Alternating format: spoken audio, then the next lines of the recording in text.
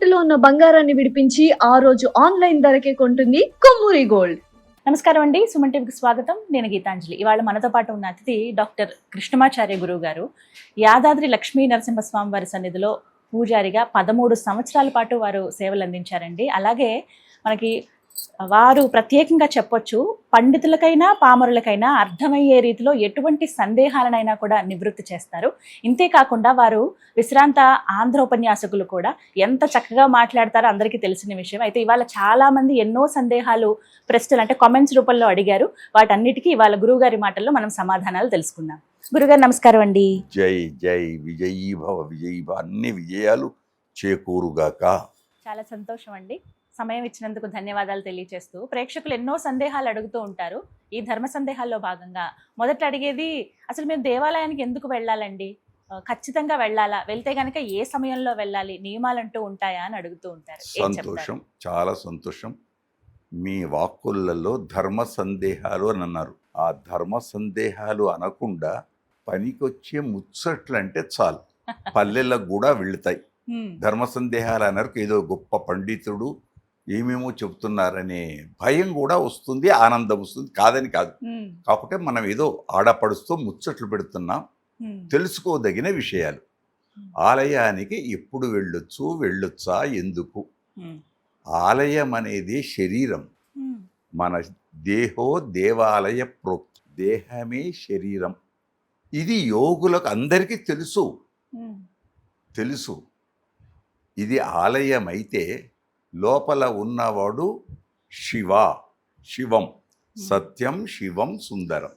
లోపల శివ. ఆయనకు ఒకవేళ కోపం వచ్చి వెళ్ళిపోయింది అనుకో, అప్పుడు షా అవుతుంది. నేను ఆ మాట చెప్పకూడదు, ఆయన చెప్తున్నాం, శవం అవుతుంది. ఇప్పుడేమో నమస్కారం పెడతాం, దండం పెడతాం, అన్నీ చేస్తాం. అప్పుడు తాకితే స్నానం చేస్తాం. మళ్ళీ ఇప్పుడు దేనికి ప్రాధాన్యం?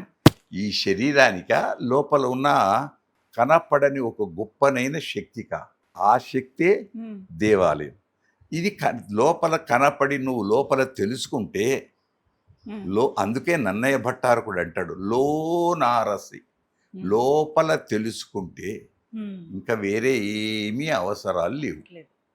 అయితే దేవాలయాలకు హాయిగా వెళ్ళొచ్చు. ఎలా వెళ్ళొచ్చు? విజ్ఞానపరంగా వెళ్ళొచ్చు, ఆరోగ్యపరంగా వెళ్ళొచ్చు, సనాతన ధర్మపరంగా వెళ్ళొచ్చు. ఎన్ని రకాలైన ఏదీ లేదు. నేను దేవుణ్ణి నమ్మను.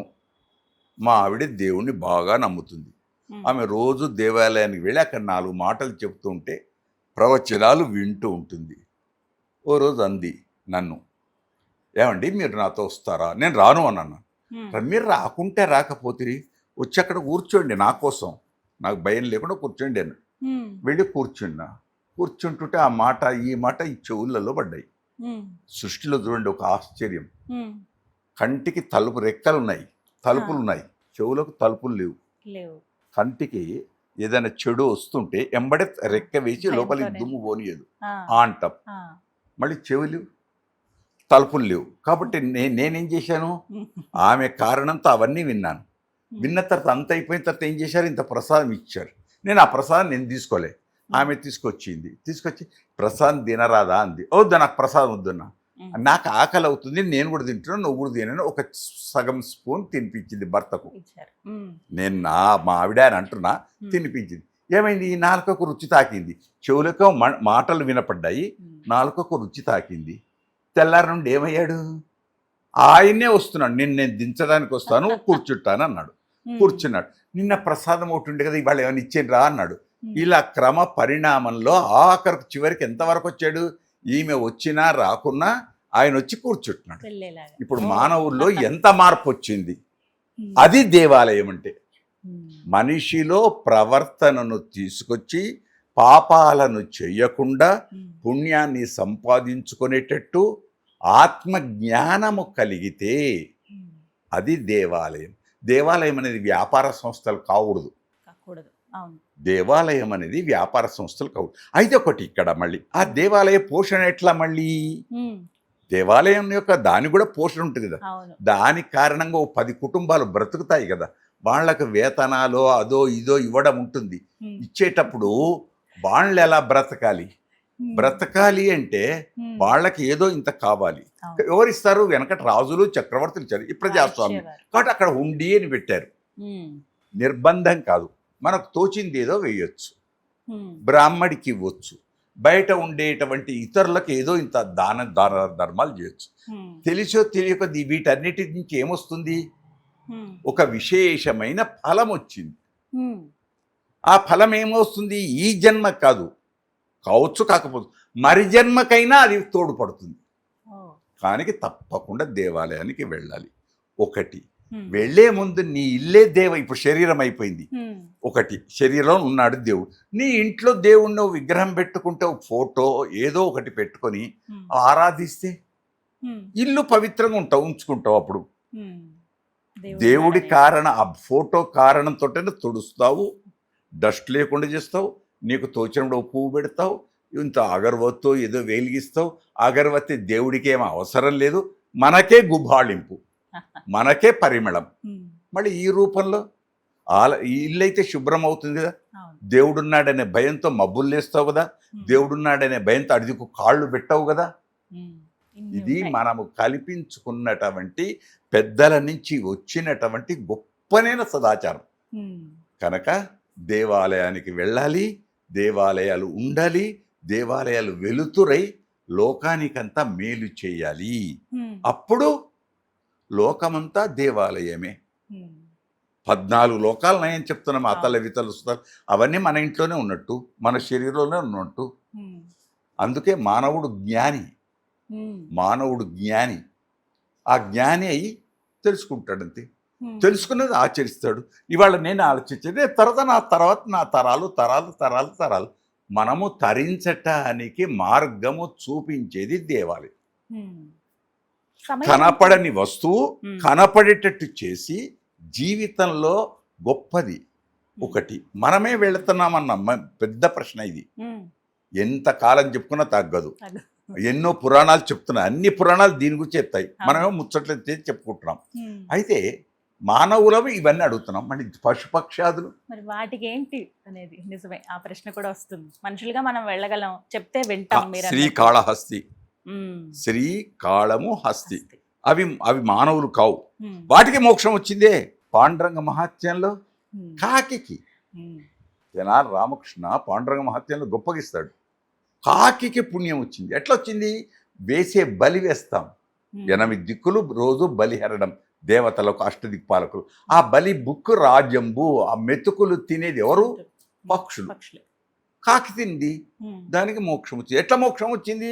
ప్రదక్షిణ చేయడానికి మనం వెళ్ళినప్పుడు చప్పుడైంది. చప్పుడయ్యాక పక్షికి ఒక ధర్మం. పక్షికి ఏంటంటే లేస్తుంది, లేచే వరకు ఆ రెక్కలున్నాయి, 2 రెక్కలు ఇలా విదిలించే వరకు అక్కడ ఉండే దుమ్ము డస్ట్ పక్క మనం తుడుచుకున్నట్టు. దానికి గుడి ఊడ్చిన కలిగే అగణ్య పుణ్యములు అంటాడు కృష్ణదేవరాయల ఆస్థానం ఉండే తెనాలి రామకృష్ణ. ఆ కాకి గుడి ఊడ్చిన కలిగే అగణ్య పుణ్యములు అన్నాడు. ఇక ఇప్పుడు దాన్ని చూసుకున్నప్పుడు మనమెంత? ఒకటి. దీనికి తార్కాణం మళ్ళీ రెండవది కూడా ఇస్తున్నాం. రెండవది, మనకు పూరి జగన్నాథులో రాజే వచ్చి చీపిరితో ఊడుస్తాడు. అది బంగారు చీపురా, ఏ చీపిరా, ఏదా తర్వాత ఊడవడం అనేది ఉంది, శుద్ధి ఉంది, జలము జల్లడం ఉంది. బంగారు చెంబ, మట్టి చెంబ, ఏ చెంబు, ఏ జలము, సముద్రాల జలాల 500 ఏదో మొత్తానికైతే జరుగుతుంది. ఆ జరిగింది దేనికి? లక్షలాది ప్రజలకు ఆనందం కలిగించి శుచి, శుభ్రత. ఇదే తినేటప్పుడు నీళ్ళు ఇలా చల్లుతాం, ఇలా చుడుతాం. మళ్ళీ దేనికి? నీళ్ళు చల్లితే ఏమైంది? డస్ట్ దూరం పోతుంది. కనుక దేవాలయం వెళ్ళాలి, దేవాలయాలు ఉండాలి, మానవ జాతికి ప్రతీక అయి వెలగాలి. మనకే కాదు, ఆకాశంలో తిరిగేటువంటి దేవతలకు కూడా నమస్కారం చేయటానికి శిఖరం, శ్రీశైల శిఖరం దృష్ట్యా పునర్జన్మ న విద్యతే. ఒక్క శ్రీశైలమే కాదు, ఏ దేవాలయానికైనా గరుడ స్తంభము, ఇవి గరుడ స్తంభానికే ముందు దండం పెడతాం, అది ఎప్పుడు చెప్పుకుందాం, మళ్ళీ వేరే, అది వేరే. కనుక దేవాలయాలు అంతటా ఉండాలి. కానీ మన యొక్క ధర్మాన్ని నిలబెట్టి యువతను మార్చగలిగి మంచిని గ్రహించగలిగి చెడు ఉంటే దాన్ని దూరం చేయగలిగితే ఆ దేవాలయాలు వ్యవస్థ మన పురాణాలు 3 పువ్వులు 6 కాయలు. మంచి ప్రశ్న అడిగారు మీరు తల్లి. సుమన్ టీవీ అనగానే సుమనః మంచి మనస్సు, మంచి మనస్సు. ఎక్కడైతే మంచి ఉంటుందో ఆనందం, ఎక్కడైతే మంచి మనస్సే ఉంటుందో జన్మ వచ్చినందుకు ఆ మనస్సు నిష్కల్మషం. అప్పుడే అది మానస సరోవరం. ఊహించుకుంటే అది మానస సరోవర యాత్ర. అక్కడికే వెళ్ళాల్సిన అవసరం లేదు. నేను 10 మందికి చెడు చేయకుండా లాభం చేస్తున్నా చాలు. 1 2 దేవాలయం అన్నారు కాబట్టి దేవాలయం అనే వరకు 2 వస్తాయి. ఆలయము, తీర్థయాత్ర. యాత్ర అంటే గుడి, తీర్థం అంటే నది. నదిలో స్నానం చేసిన ఫలితం, సుమనః. సుమనస్సు టీవీ, సుమన్ టీవీ. సుమనః అంటే మంచి మనస్సు. మానస సరోవర యాత్రలో మనం మునిగి మాటలు అనేటువంటి అమృత ధారల్లో మునిగిపోతున్నాం అనుకుంటే చాలు. చాలా చక్కగా చెప్పారు. ఇవన్నీ ఎప్పుడు ఉండే సందేహాలు, అనుమానాలు ఎన్నో వస్తాయి. మనం ఎలా యద్భావం తద్భవతి. మనం ఎలా భావిస్తే అలా. కనుక శుభాకాంక్షలు. సుమన టీవీ నుండి ప్రపంచానికి మంచి అందిస్తున్నందుకు మీ అందరికీ మనం చేసేటువంటి పరిచారక సాంకేతిక నిపుణులైనటువంటి మా కంప్యూటర్స్తో కూడుకొని వీడియో, ఫోటోగ్రఫీ కళల కాణా చేయనటువంటి బంధువులందరికీ అనేక శుభ పరంపరలు చేకూరుగాక. ఎక్కడి నుంచి? ఆ దేవాలయాల నుంచి ఆ శక్తి వాళ్ళకు వచ్చుగాక. మీ ప్రశ్నలున్న దేవాలయ శక్తి అందరికి వచ్చి ఆరోగ్యకరమైన వాతావరణం ఏర్పడుగాక. శుభం శుభం శుభం. చక్కగా వివరించారండి. ధన్యవాదాలు.